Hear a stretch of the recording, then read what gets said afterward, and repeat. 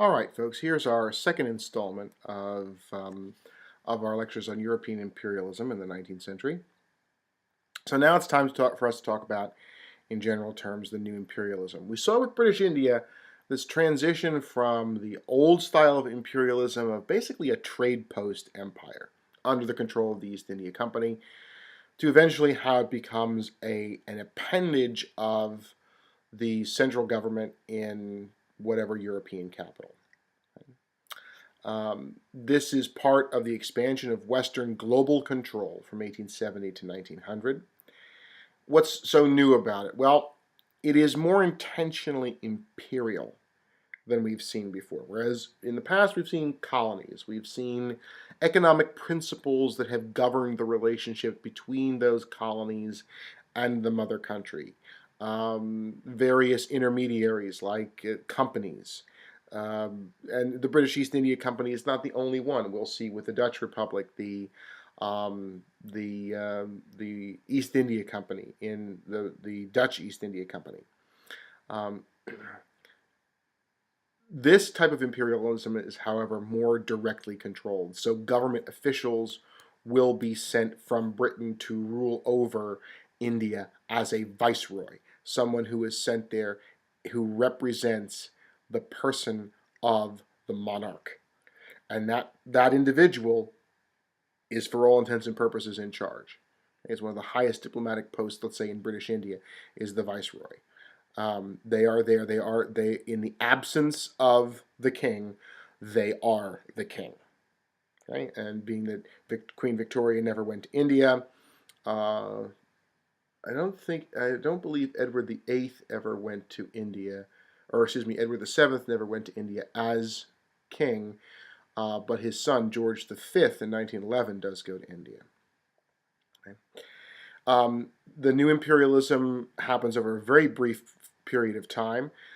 Many nations sort of scramble to take over parts of the world that aren't claimed, basically in order that the British don't get everything. There is a sort of carving up of the globe in a very short period. Conferences that are held, like in Berlin in 1880-81, deciding the fate of the entire African continent. And the other element of this, there are very few settlers. So it is basically white folks who are going to rule over these imperial outposts.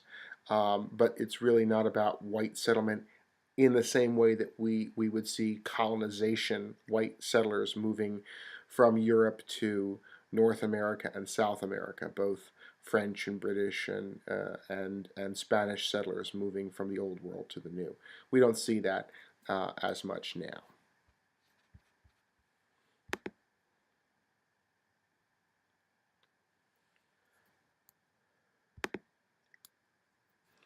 This is another aspect. Let's not leave the United States out of the whole imperialism piece here.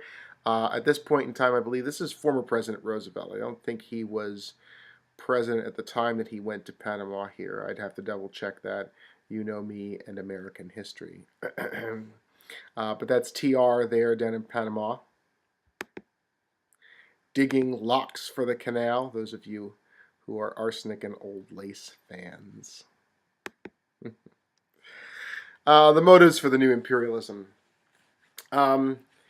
Economic motives have always been there, so they really can't account for the entirety of the impetus behind the new imperialism, right? They've always been there. That's why Europeans have had footholds in other parts of the globe since the early modern period. So then there's certain ideologies that we have to take into account for this new paternalistic, more directly controlled, centralized type of imperialism. And one should say that in terms of imperial centralization, there is another spectrum. The British are actually very notorious for having a fairly decentralized empire in which there was a great deal of respect for local rulers and local governments. The British will actually have the fewest numbers of British government officials going to parts of their empire to quote-unquote rule it, as opposed to the smaller countries that don't have as much imperialism, as many territories to control. They're much bigger into direct imperial control. The German territories are very top heavy. Even parts of the French Empire are very, very top heavy. At the probably the most overbearing imperial control is that of the Belgians, who send proportional to the size of their empire huge amounts of native Belgians to go rule over Congo in Central Africa. So there were social Darwinists who claimed that Europeans had these obligations to civilize the backward peoples of the world, and that in terms of evolution, in terms of the survival of the fittest, Europeans had become the dominant people, and so therefore it was only natural for them to acquire this dominant status. Religious groups also were looking for the spread of Christianity. Some religious ideology um, stated that as God calls individuals to certain vocations, He also calls nations to certain vocations, um, and and that calling means that some nations are called to a dominant position, while others are called to a subservient position. This particular view was one held by the Dutch Calvinist theologian Abraham Kuyper. And because that view was so popular within Dutch Calvinism, it also became very popular in Dutch churches, especially in South Africa. And many have argued that it is that idea that Kuyper was sort of advocating for this special designation for people of different nations, that it will directly lead to a separation within the churches in South Africa and the development of the apartheid movement in South Africa, which grows out of a separation between white church and black church. Um, Other reasons for imperial policy: it's a distraction. It leads people, when economic times are kind of tough at home, it's great to be distracted by the fact that your nation, that your country is expanding around the globe, and glory to the fatherland and so forth, creates these wonderful sort of opinion pieces and articles in newspapers. One of the one of the greatest examples of the new imperialism and the rapid pace at which it occurs, and all of these sort of issues that we mentioned in the previous slide being in effect: social Darwinism, religious groups, agitation, distractions away from internal social policies, um, is the partition of Africa between the late 70s and 1900. The entire continent is really divided among the European powers in what is typically called the quote-unquote scramble for Africa. Now, various nations are going to use this to justify, to rationalize their actions. Um, if we look at, for instance, the French and the British rivalry sort of takes off a little bit over North Africa. The French wanting to kind of create a greater sphere of influence in the Mediterranean region, and controlling Africa on an east-west axis, whereas the British control in their Cape to Cairo strategy. The Germans really, some of them, Bismarck isn't actually a great admirer of imperial policy, but he realizes that um, in order to establish Germany as a first-rate power in the world, you have to have overseas possessions, and so that's why he kind of engages in this. But more importantly, more important than the British, excuse me, than the Germans actually um, getting overseas possessions, is the fact that the partition of Africa is held at the Berlin Conference. In a couple of Berlin conferences, this one being in the early 1880s, 80-81, is that the Germans are acting as the arbiters of all of this. That's really what cements Germany as the kind of one of the great powers, is that they can convene a meeting of the nations and they can resolve this peacefully without general European war as a result of it. Now, one could argue that the overseas uh, overseas expansion and the tensions and rivalries that result from all these acquisitions will lead, in fact, to a general European war, World War I.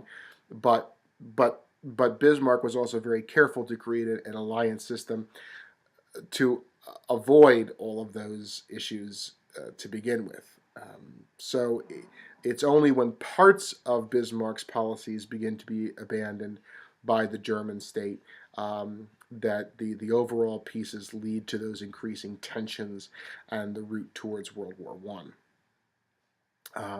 Other issues for the partition of Africa, the access to raw materials, that's a traditional imperialist colonial claim. Okay.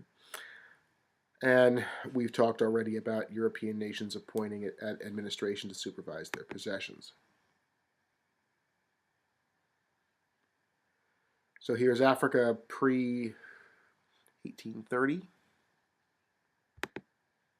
Here is Africa after the Berlin Conference. Okay. And you can see only two independent states, one of them here, Liberia, that was established by the United States for freed slaves, and over here,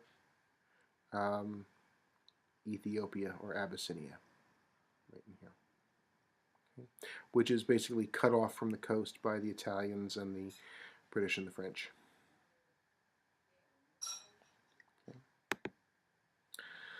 Okay.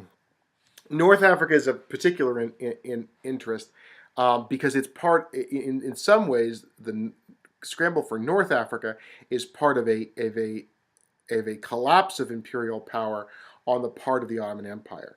Many of these North African territories that we see here had already become quasi-independent, local emirs, local rulers across North Africa.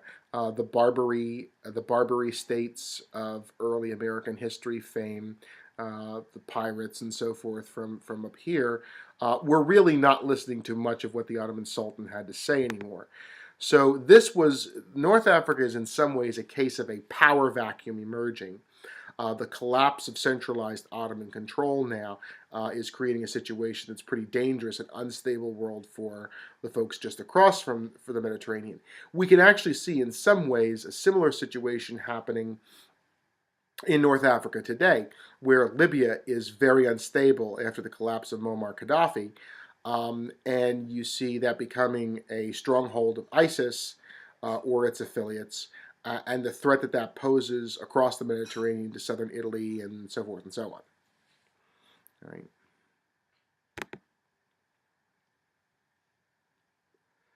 French imperial propaganda, French keen interest in Algeria and other parts of North Africa. Egypt, we mentioned a little bit before.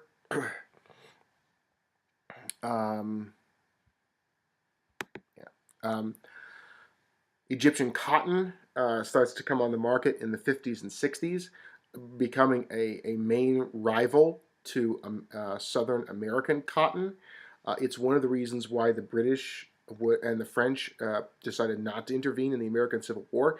It wasn't so much that the textile mills were full of their warehouses and their inventories, which is true, but there was also another supply of cotton coming in from Egypt, and many at the time would have argued that Egyptian cotton was actually superior to that grown in the American South. This finances the French corporation to build the Suez Canal. And this is major because this will now create an end run around the whole voyage around South Africa to get to points in the Far East. It's very critical for most enterprising European states, particularly for the British, to gain access to India. And so Egypt will become even more vital in British strategy as a result of the Suez Canal. The fact that a French company was the one who built it was not lost on the folks back in Westminster. The bankruptcy of the Egyptian government in 1881 is a cause for great alarm, because now the Suez Canal could possibly be in the hands of any enterprising state who could go in and argue that the Egyptians had defaulted on their loans and therefore it was important to go in to recoup those losses. They were particularly concerned that the French would do that, although In the 1870s, the Russians were, in 1878, the Russians were fighting their wars against the Ottomans for access to the Dardanelles and access into the Aegean and Mediterranean Sea. So Russia was just as much of a threat, potentially with Egypt as well. So the British go in under the pretext of slavery. They establish a military government and a protectorate over Egypt, thus ensuring not only that the vital Suez link is in stable hands, but also that access to India was denied to any other European power. Here we have a picture of Suez. West Africa, I mentioned this a moment ago. This is largely under French hands. There are a few traditional old colonies that are there. These were the old sort of slave colonies down along the West African coast. There goes my dog. Sorry about that. All right. So they've been around for a while. Oh, she's happy. Something. I don't know. This is the picture, I believe, of the Battle of Omdurman, which is as the British are seizing control of their Cape to Cairo measures. This is native resistance to that. British battalions holding off something like 11,000 Ghazi warriors with just a few Gatling guns and a few pieces of artillery. Prompting later on Winston Churchill to say there may be more of them, but we have the Maxim gun. Winston Churchill in one of his more unvarnished moments. The Belgian Congo, in the center of Africa, the heart of darkness, so to speak. Joseph Conrad's words. King Leopold of the Congo financed Mr. Stanley's African explorations. This is, of course, the Mr. Stanley who, when he meets Dr. Livingstone, says the famous, "Dr. Livingstone, I presume." Okay, yeah, it's that guy. The Berlin Conference codified the treaties with the local tribes, giving tiny little Belgium control of this vast territory, the entire Congo Basin in South Central Africa. He cultivated this idea of a humanitarian ruler, but in fact, probably one of the most brutal examples of imperialism was Belgian control over Congo. The example of a very tiny state working out all of its imperial angst on the poor people of the central region of Africa. And technically, the Belgian Congo was not the preserve of the Belgian state, but a personal possession of King Leopold himself. So he had ultimate discretion there as well. In the 30 years as ruler, Leopold, under his 30 years of rule, approximately 1/2 of the residents of Congo were victims of murder, exploitation, starvation, and disease. So it is incredibly, far and away, one of the most alarming examples of European imperial oppression.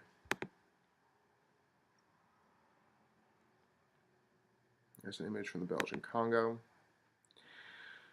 The German Empire in Africa, relatively small compared to, let's say, the British and the French. But between 1884 and 5, Germany declared protectorates over Southwest Africa, Togoland and the Cameroons. That's sort of up in the up towards the Bight of Biafra. Okay, along the west coast of Africa, and Tanganyika. Okay, today Tanzania. German imperialism is relatively short-lived. It lasts until World War I, and with World War I, the Germans are shorn of their overseas empire. There's very insignificant economic returns from Africa. It's just not, again, it's not part of Bismarck's overall strategy. It's just part of imperial rivalry and, hey, we have an overseas empire too, kind of attitude. However, the Germans do manage to perpetrate the genocide of the Herero people in 1904 in Southwest Africa. That is another one of these very alarming usages of German industrial power or European industrial power to generate these sort of horrendous conditions against native populations that are seen to be beneath the Europeans. In Southern Africa, Southern Africa is probably one of the most resource-rich regions of sub-Saharan Africa. It is fairly fertile land. There's good farmland. The Dutch, well, we'll talk about them in a minute. There are deposits of coal and iron ore. There's gold. There's diamonds. There's copper. Lots of resources for extraction. South Africa itself is really begins as a Dutch colony in the 17th century and is inhabited by Dutch descendants called Afrikaners, or sometimes they're called Boers. Boer is the Dutch word for farmer, thus denoting the fertile pastures and farmlands. They consider themselves to be native Africans. And as a fact, that's why they call themselves Afrikaners. And the dialect of Dutch that they speak is simply called Afrikaans. Right? When the English take over, the Dutch begin what's called the Great Trek to the interior to get away from British rule and establish the Orange Free State in sort of north-central portion of South Africa. There's increasing tension between the Dutch Boers, prompted by Kaiser Wilhelm II in Germany, and the English government that rules over the Union of South Africa. And in a series of bloody wars, after a series of bloody wars, the British essentially win. But it shows the world just how long and drawn out a localized, full-on military campaign taxes the British global system. The Boer War was one that showed folks that, wow, the British Army isn't entirely invincible. They are weak. It does take them a lot to harness all of those resources and to fight another, shall we say, European type state, which the Boers essentially were, right? They had modern weapons, they had modern military tactics, and so on. So, so the Boer War is one of those sort of, it was a bloody nose for the British and was really a signal to the rest of the world that despite their overall territorial dominance, the British could actually be very easily provoked into conflict, and it didn't take much to set them unbalanced. Part of the negotiation to end the Boer War is the system of apartheid that I mentioned a moment ago, the idea of separateness, a segregationist policy between whites and non-whites, and virtually no civil rights for non-white populations in South Africa. Eventually, after the South African independence in the late 1940s, the black populations will essentially be sequestered into what were called the townships. These regions were basically blacks only, and they were like these vast ghetto regions of South Africa until the end of apartheid in the early 1990s. Okay. We'll pick up in the next lecture. We'll leave off here for a moment, and here's just a look at some of the resources that are extracted from South Africa. We'll pick up in the next lecture with Russian expansion and other issues in the age of imperialism. For now, however, thank you for listening.